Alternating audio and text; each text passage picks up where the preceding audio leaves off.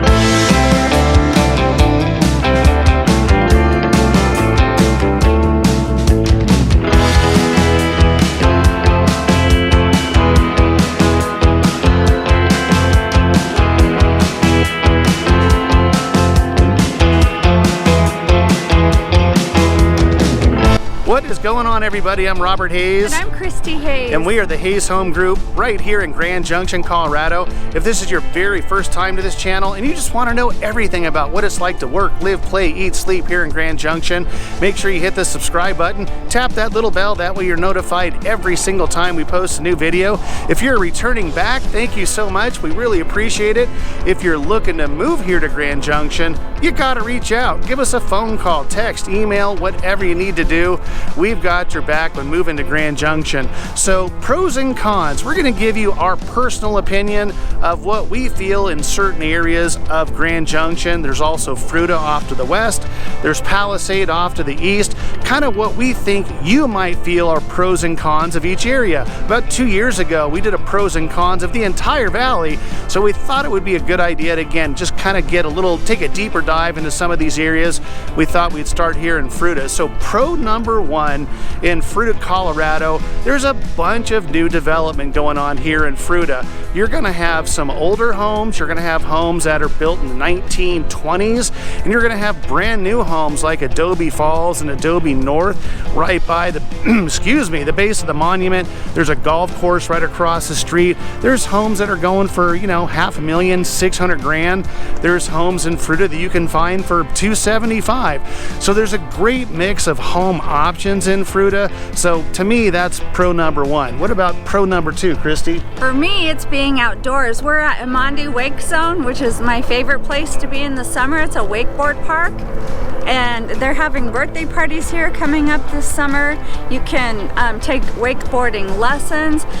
There's also a lot of festivals, like right in downtown Fruita. They have the Mike the Headless Chicken Festival, the Fruita Fat Tire Festival. Yeah, in fact, there was just a magazine, I think it's called Country Living. They voted Fruita as one of the top 10 smallest towns in Colorado to live in. And there's a small town when there's a festival named after some guy named Mike that's a headless chicken. So you definitely know Fruita's a small town for that. But like Christy said, world-renowned mountain biking. What's the other?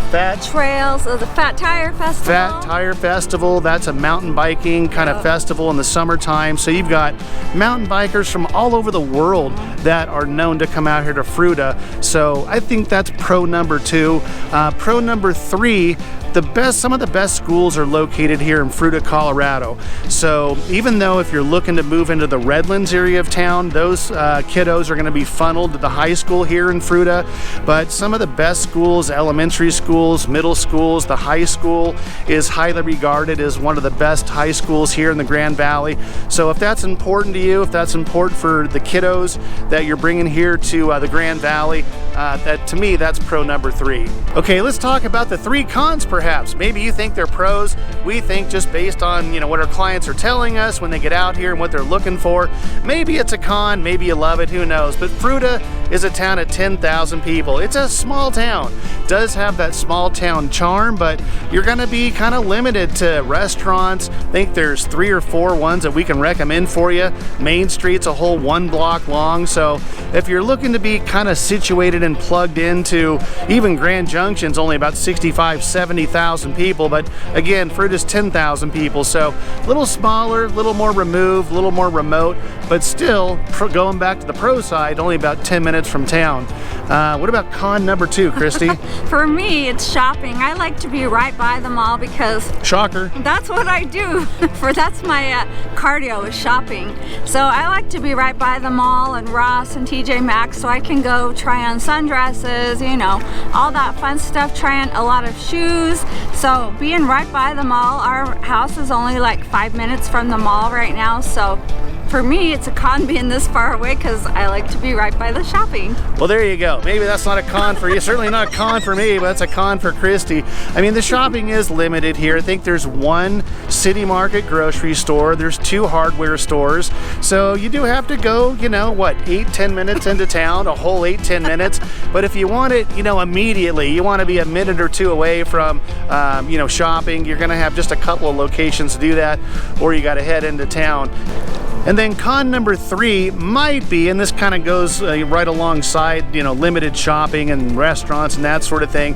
As far as a social scene, there's a couple of outdoor kind of brew pubs that have maybe some live bands, but again, 1 or 2, and that's it. So if you want to, you know, kind of go to a movie theater, go to a little more opportunity for, you know, some live music and outdoor scene and social scene, you're going to need to head into town for that. So, but if that's your gig and that's your jam, having a kind of a small town charm, couple 2-3 places to go on the weekends for, you know, a cold one and watch a live band, there's a couple of choices in Fruita.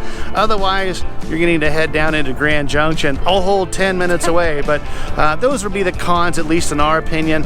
So again, those are pros and cons of Fruita, Colorado, at least things that we think might be for you. We're gonna do a little mini series on all the different areas in Grand Junction. We'll head south, we'll go to the north area, we'll hit Palisade and continue these pros and cons videos for you.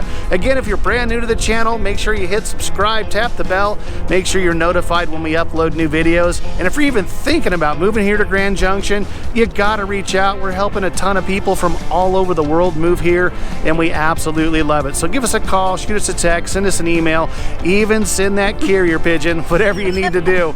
We've got your back when moving to Grand Junction. Until the next video, we'll catch you later.